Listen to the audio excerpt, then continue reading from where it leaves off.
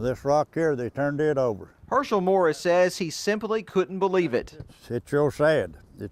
You wouldn't think nobody would do nothing like that. Visiting his wife's grave. And we'd been married 53 years, and when she passed away, and that's where she wanted to be buried, right there. But that expensive headstone is now knocked over. Decorations beside it destroyed. Speed limit signs like this one, very common in neighborhoods all across Kentucky. People will tell you that a lot of drivers tend to ignore these signs. And in this Laurel County neighborhood, police say not only did a driver ignore it, he went nearly twice this fast, all the while leading police on a chase and putting the lives of 5 kids at risk. Well, sadly, this is a family that is getting used to this kind of thing. This is the home this family lived in just months ago. It too was destroyed by fire. They were able to save a lot then, but nearly everything is lost now. All except for this Bible. 31 years in the fire service this month. And I've seen that time and time again. Nothing else recognizable in the building. In Knox County, no doubt the Lord was watching over these children. Phil Pendleton, WKYT. Kevin Sullivan with the National Weather Service. Meteorologists arrived in Rockcastle County Tuesday morning to determine exactly what came down from the skies on a summer holiday afternoon. So that car moved from here all the way over to there? I measured it, 70 foot. Checking out damage on Hacker Lane, including a flipped car. They had just left and went in the house. A car damaged by a tree branch that went in a side window and came out the rear window. Well, as you can see, Lily is absolutely wonderful right now after spending 2 days in a storm drain. She got in this storm drain right here in front of this house in Corbin and simply could not get out. Lily went missing Tuesday. Her family had no idea what happened to their coonhound. So we went around, we put signs up that we had lost our dog. Then another dog started barking at one end of the drain in front of their house. And Grigsby tells me that this stick was found in the backyard. He fears that one of these people may have been holding this, preparing to club him if he would have woken up. Piling our stuff. This happened Tuesday morning. They put a picture of their car on Facebook and someone spotted it in Eubank. That information led to a search warrant being executed early yesterday evening. That's where Bruce Owens, Samuel Rose, and Stephen Reynoso were arrested on receiving stolen property charges.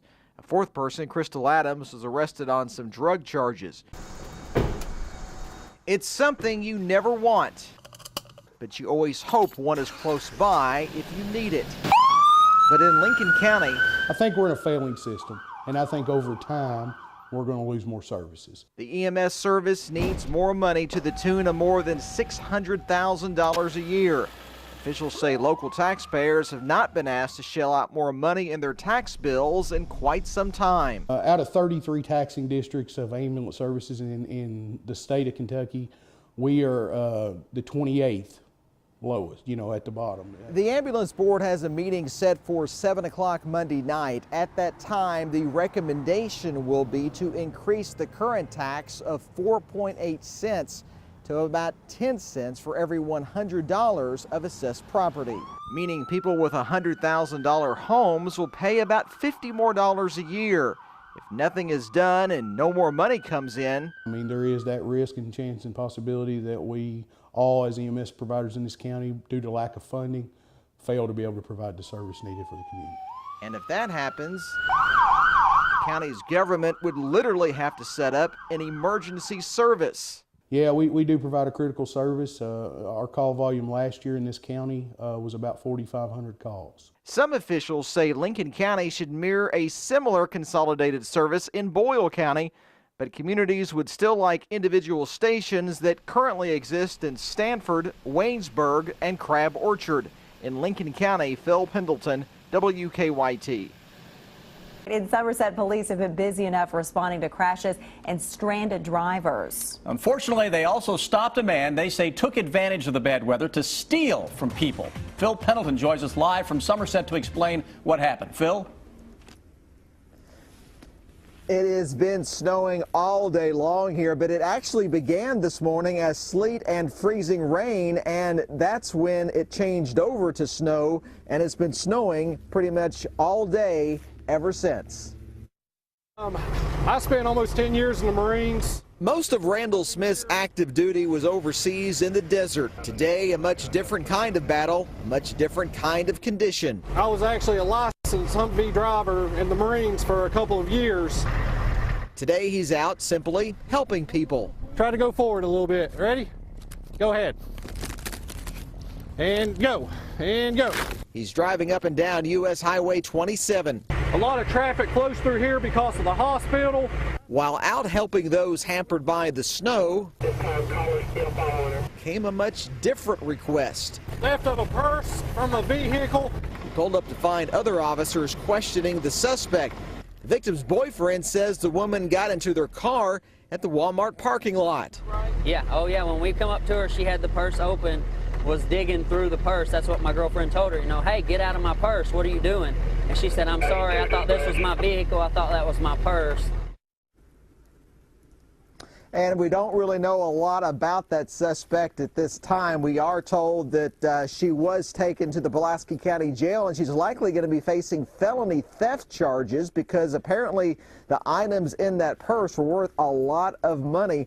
And the people that I talked to say they think that she was simply going up and down cars trying to take advantage of the situation, thinking that police would not respond because they were doing this kind of weather. Obviously, she got quite the surprise. In Pulaski County, Phil Pendleton, WKYT. Thank you, Phil. It began before sunup to the applause of family and friends at Bluegrass Airport.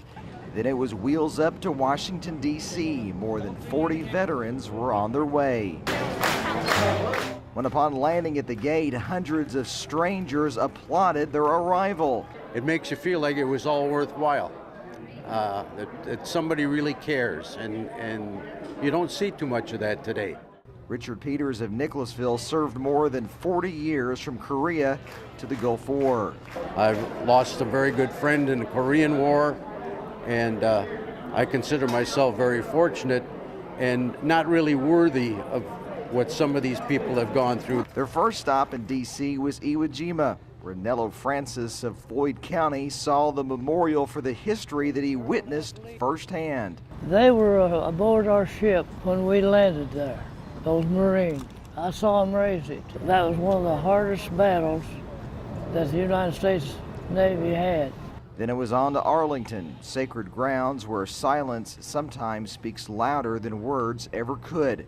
4 vets laid a wreath at the tomb of the unknown soldier.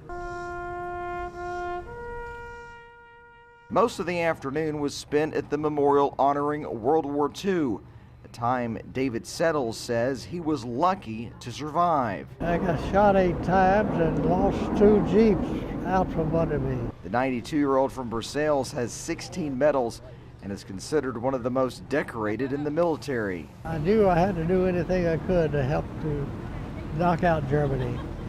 And so that's why when I was told to do something, I did it to the best of my ability. Well, many of these war veterans say that if it wasn't for the honor flight, they would never get to see these memorials, but some have seen it, including the oldest veteran on this trip. He says, in fact, he was here when this memorial was dedicated. 97-year-old Ken Powell says he was in many major battles but was never wounded. I'm emotional when I get thinking about being over there and what went on and so on. So I have a problem that way. After stops at the Korean and Vietnam memorials, a flight home to a welcome like no other they had ever seen. Most said simply a great day for the greatest generation. In Lexington, Phil Pendleton, WKYT.